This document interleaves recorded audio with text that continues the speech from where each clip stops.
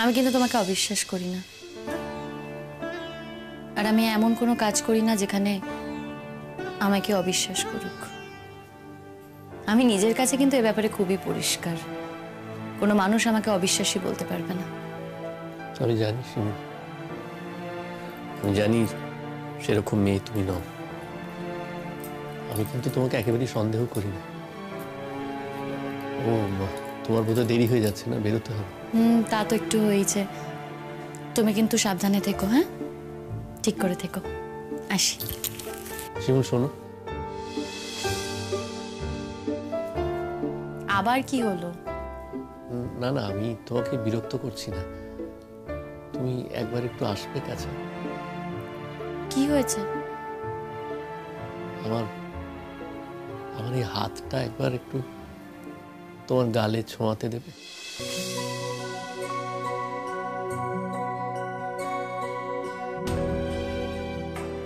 তাতে কি হবে?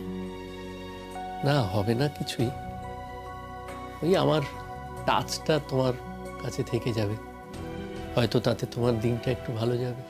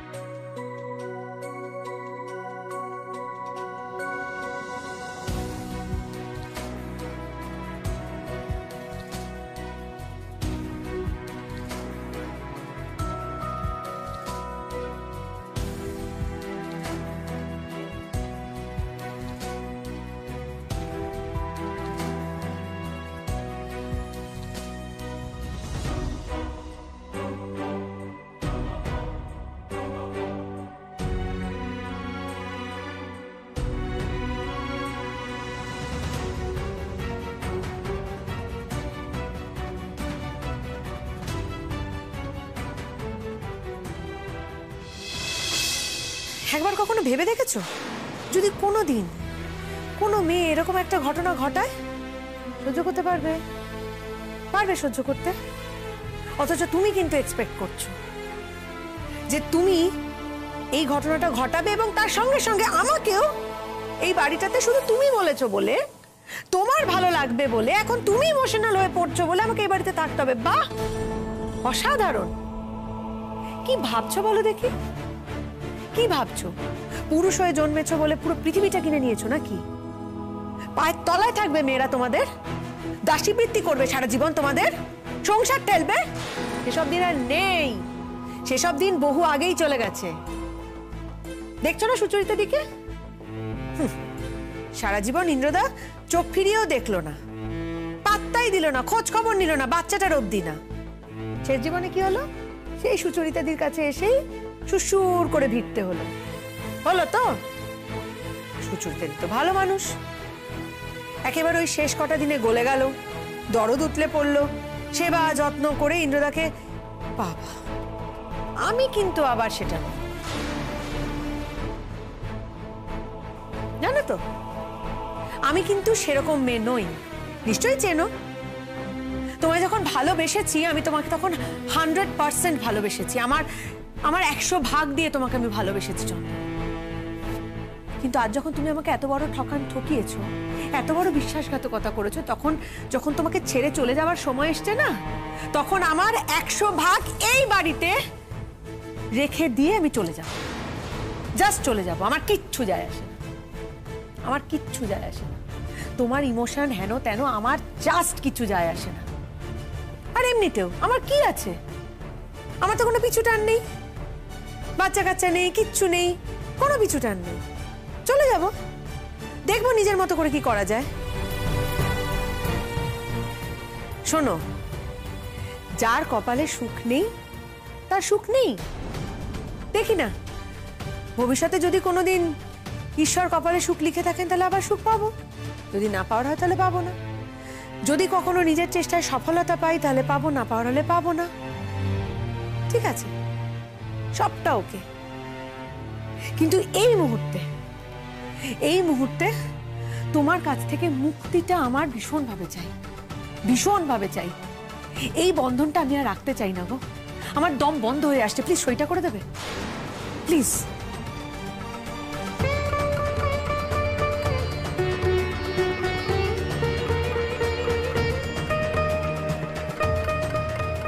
করে দিচ্ছি।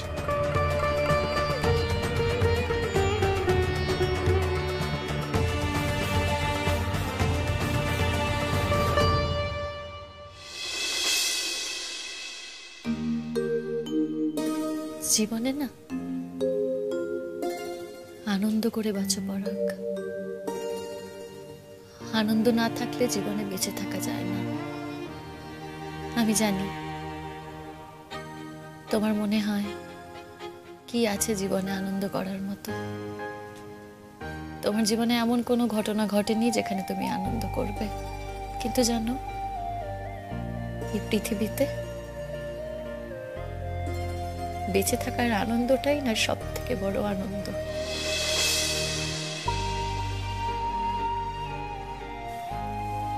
বিশ্বাস করো তো কথাটা।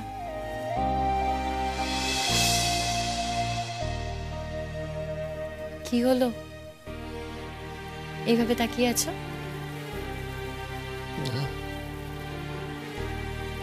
তাই দেখছি। কি দেখছো? তোমাকে দেখছি। সেই রোজকারই তো মুখ, আলাদা করে দেখছো কেন? হ্যাঁ, ঠিকই বলেছ।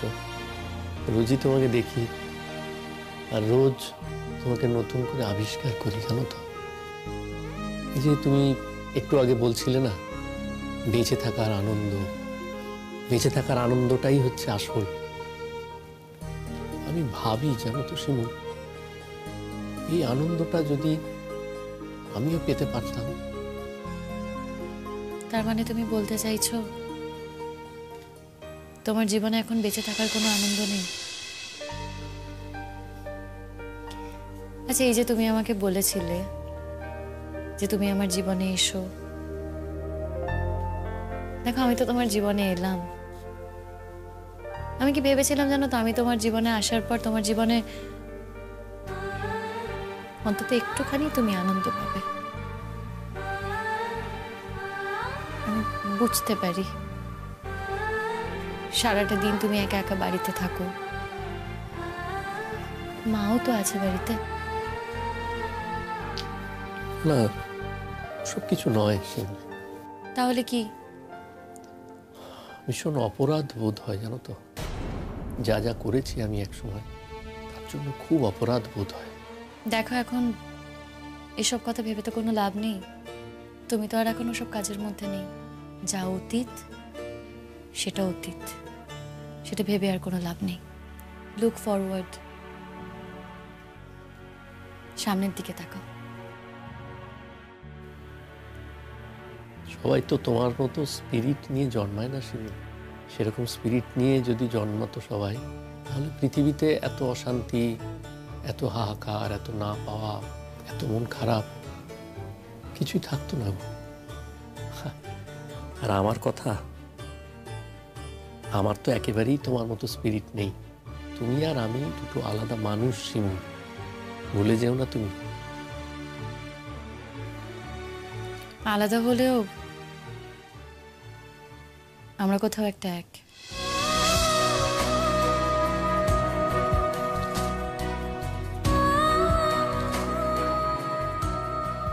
তা না হলে তো একসঙ্গে থাকতে পারতাম না। আচ্ছা, তুমি এবারে এসো, তোমার দেরি হয়ে যাচ্ছে, আর দেরি করো না।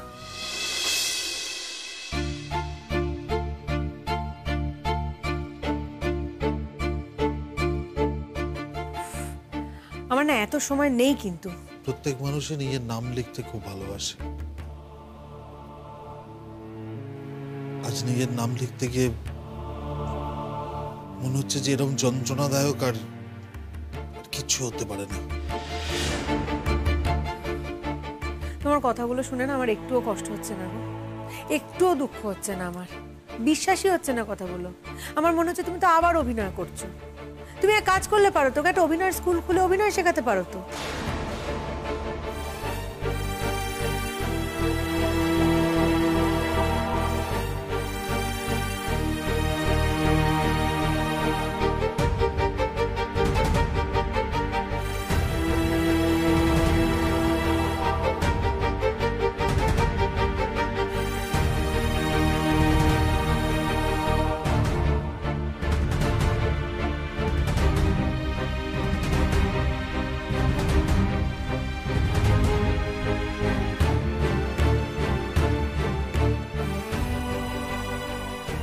তোমার সামনেই সই করে দিলাম। মিউচুয়াল ডিভোর্সের জন্য যা যা ফর্মালিটি হওয়া প্রয়োজন সবকিছু হয়ে গেল। এবার দিয়ে দেবো কালকে লয়ারকে আমি। একটা দিন একটু সময় দিও, একটা দিনেরই তো কাজ, ডিলে করো না প্লিজ। আশা করছি তোমার সঙ্গে আমার সমস্ত কথা এখানেই শেষ। ডিভোর্সটা হয়ে গেলে আর কোনো দিন কোনো সূত্রে কোনোভাবেই আমার সাথে যোগাযোগ করার চেষ্টা করবে না। তুমি মানুষটা, তোমার মুখ আমি যত তাড়াতাড়ি সম্ভব ভুলে যাওয়ার চেষ্টা করব। যে অপমান, যে বিশ্বাসঘাতকতা তুমি আমাকে দিয়েছো, সেখান থেকে যত তাড়াতাড়ি আমি বেরোতে পারবো ততই মঙ্গল। সেখান থেকে বেরিয়ে না আসতে পারলে আমার তো কোনো কনফিডেন্সই আসবে না। আমি নতুন করে কিছু করতে পারবো না। আমাকে তো কিছু একটা করতে হবে, আমাকে তো বাঁচতে হবে কিছু একটা করে। লেখাপড়া যা শিখেছিলাম তাতে তো কবেই জং পড়ে গেছে। এখন সেগুলোকে আবার ঘষা মাজা করে নিজেকে তো যোগ্য করে তুলতে হবে। বলো, নিজের পায়ের তলার মাটিতে যে শক্ত করতে হবে। কিছু একটা করে আমাকে তো বাঁচতে হবে। আমায় ক্ষমা করে দিও বিপাশা। না, কখনো না। তোমার মতো ক্রিমিনালকে আমার পক্ষে ক্ষমা করা কোনো দিন সম্ভব না। সরি।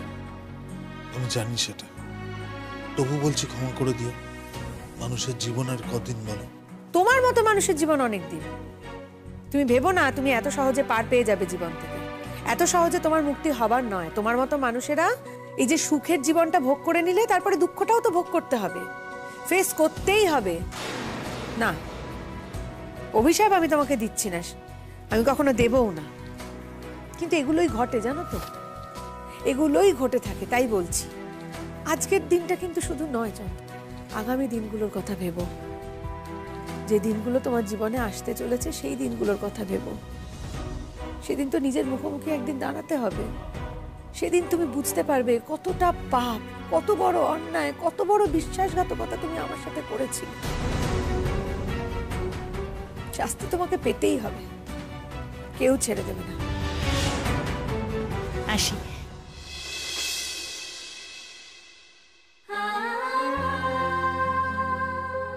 কি দাঁড়াও। কি করছো? দাঁড়াও না।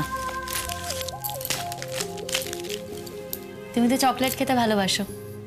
এই চকলেটগুলো তোমার জন্য কিনেছিলাম।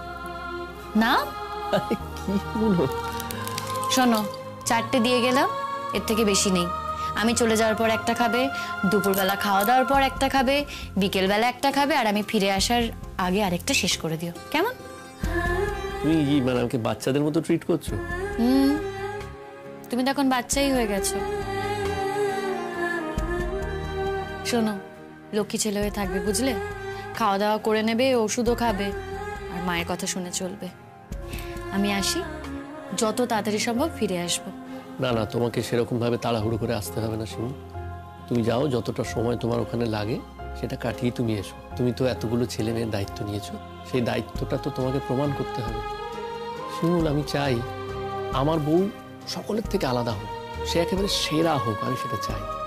সবাই যেন একেবারে আঙুল দিয়ে দেখিয়ে বলতে পারে যে এই দেখো, এই হচ্ছে শিমুল ব্যানার্জি, সবার থেকে আলাদা, সব থেকে শ্রেষ্ঠ টিচার। এটা আমি চাই।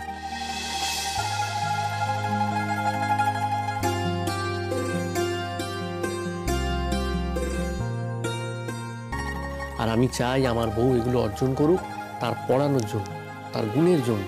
হ্যাঁ, এটার মধ্যে তোমার অনেক শত্রু তৈরি হবে, সেটাও আমি জানি, কিন্তু শত্রুদেরকে কিভাবে মিত্র করে নিতে হবে সেটাও যে আমার বউ জানে, তাই না? হয়েছে? এবার আমি আসি, দেরি হয়ে যাচ্ছে কিন্তু। এসো।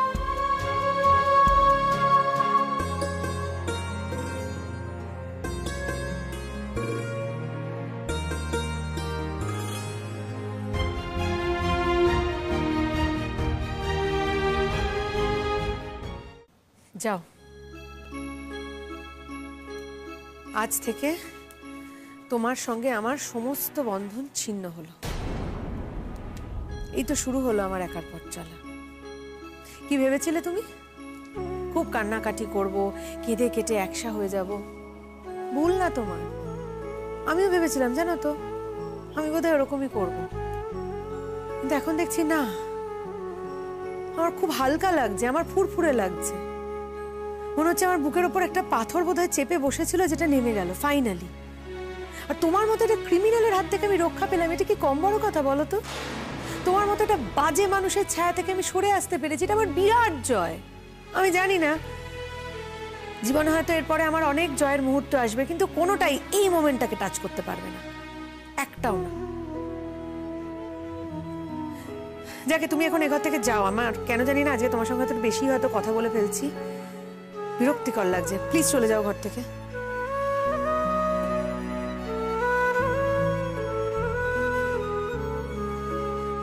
আমি চলে যাচ্ছি বিপাশা।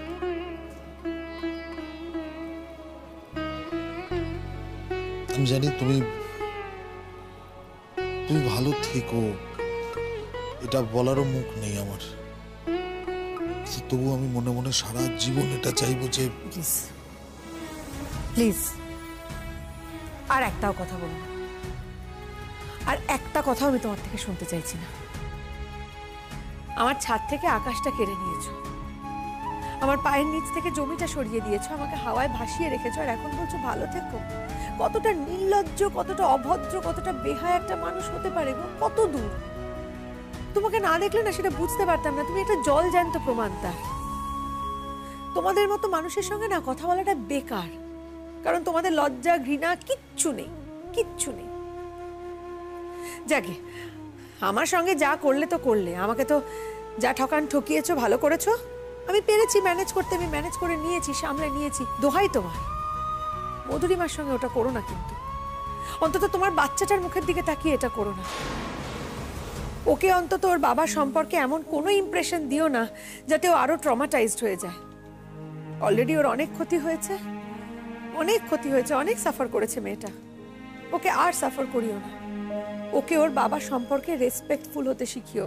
এমনই আচরণ করো ওর সঙ্গে, ওর মার সঙ্গে, যাতে ওই বাচ্চাটা অন্তত তোমাকে রেসপেক্ট করে। আমি জানি না এই কথাগুলো যে তোমাকে বলছি সেগুলো তুমি বুঝছো কিনা আদৌ। আমি জানি না কথাগুলো তোমাকে বলার কোনো অর্থ আছে কিনা। তুমি বুঝবে না, বুঝলেও সেটা মানবে না। তবু আমার বলার আমি বললাম। তুমি না প্লিজ আর এখানে দাঁড়িয়ে থেকো না তো। তুমি যতক্ষণ এখানে দাঁড়িয়ে থাকবে তত আমার অস্বস্তি বাড়বে। তুমি প্লিজ এখান থেকে চলে যাও। তুমি গেলে আমার একটু রিলিফ হয়, আমি একটু শান্তিমতো থাকতে পারি। যাও।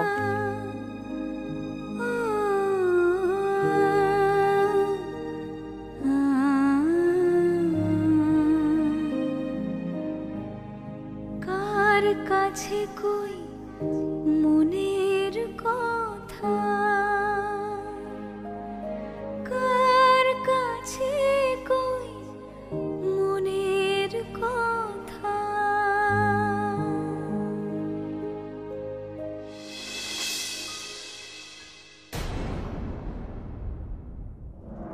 মা, ও মা, ভেবেছিলাম দেরি হবে ফিরতে, দেখো তাড়াতাড়ি ফিরে গেছি। এসে গেছে বৌমা, খুব ভালো হয়েছে। খুব, আমি দিয়ে দাও না। আমি পারবো। দেখো দেখি, খুব ভালো হচ্ছে বৌমা। আজ আমার ছেলে কি করেছে জানো? আরে সেই যে তুমি যাবার পর সে দুপুরবেলায় খেয়ে দিয়ে ঘুমিয়েছে, আমি একবার চুপি চুপি গিয়ে দেখলুম শুধু ঘুমোচ্ছে না গো, একেবারে দরজা বন্ধ করে ঘুমোচ্ছে। ভাবলুম থাক, ঘুমোয় নে, ঘুমোচ্ছে যখন থাক, আর ডাকলুম নে। আবার এখন তোমার জন্য অপেক্ষা করছিলাম, মনে মনে ভাবছিলাম যে চা খাওয়ার তো সময় হয়ে এলো, বৌমা যদি সত্যি দেরি করে আসে তাহলে আমি কি করি। যাও যাও যাও, এবার ডেকে তোলো। হ্যাঁ হ্যাঁ ডাকছি। আসলে কি বলো, তোমার অনেক কড়া করে ওষুধ খাচ্ছে তো, তাই হয়তো ঘুমোচ্ছে। যত ঘুমোবে তত শরীরটা বেটার হবে, আর যত জেগে থাকবে মাথা সব আবল তাবল চিন্তা ভাবনা করবে। ঘুমোচ্ছে ভালোই হয়েছে, তাড়াতাড়ি সুস্থ হয়ে উঠবে দেখো। ঠিক বলেছো তুমি মা, সত্যিই তো রাতে ঘুম হয় না।